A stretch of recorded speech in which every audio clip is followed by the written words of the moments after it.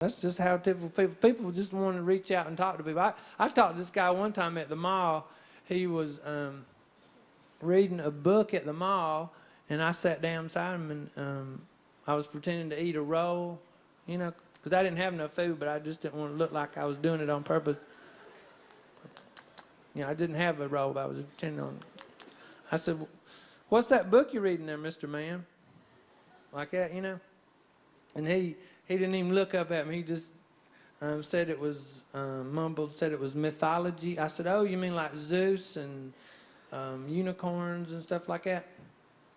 And he looked at me and he said, "Whether we listen with aloof amusement to the dreamlike mumbo-jumbo of some red-eyed witch doctor of the Congo, or read with cultivated rapture thin translations from the sonnets of the mystic Lao Tzu, or now and again crack the hard nutshell of an argument of Aquinas, or catch suddenly the shining meaning of a bizarre Eskimo fairy tale, it will be always the one shape-shifting, yet marvelously constant story that we find, together with a persistent suggestion of more to be experienced than will ever be known or told.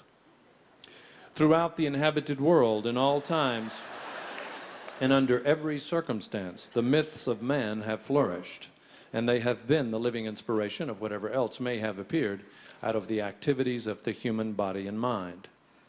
It would not be too much to say that myth is the secret opening through which the inexhaustible energies of the cosmos pour into human cultural manifestation.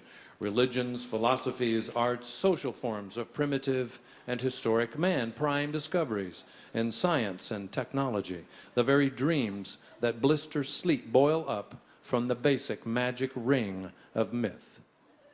And I said, "Well, I didn't know."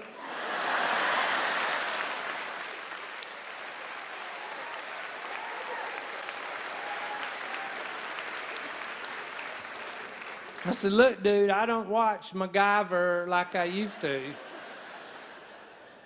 And he said, "To you and your apparent appetite for mind candy delivered at the speed of light, I offer Einstein's words, knowledge is experience. Everything else is just information."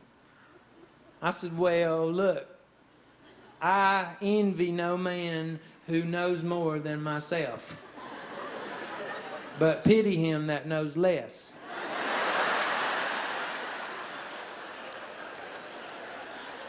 And he said, "Pity is the feeling which arrests the mind in the presence of whatsoever is grave and constant in human suffering and unites it with the human sufferer."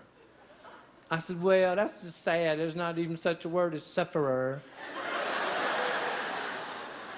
That's like saying togetherer." And he said, "Genius has its limitations. Stupidity is not thus handicapped." And I said, "Well, be what you is. Because if you be what you ain't, then you ain't what you is." And he said, "Could you repeat that, please?" I said, "All right, listen up, dumb butt." I told him again. He sort of straightened up. Then he's like, "You know, a single conversation across the table from a wise man is worth more than a month's study of books." I said, "Well, you ought to be glad I came by."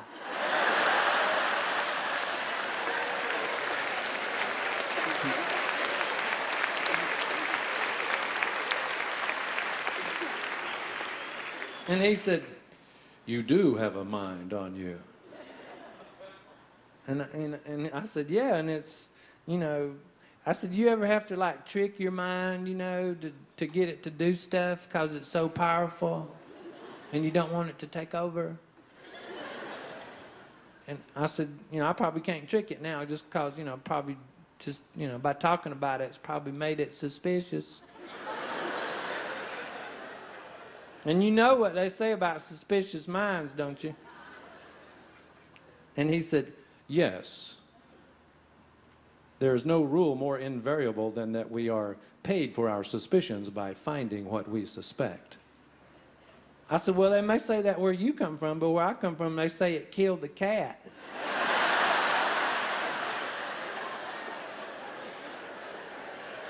And he said, you mean curiosity killed the cat. However, a man ought to be inquisitive every day until death, because if he dies without a question in his heart, what excuse is there for his continuance? And I said, well, that's pretty good. And he said, the best things can't be told. The second best are misunderstood.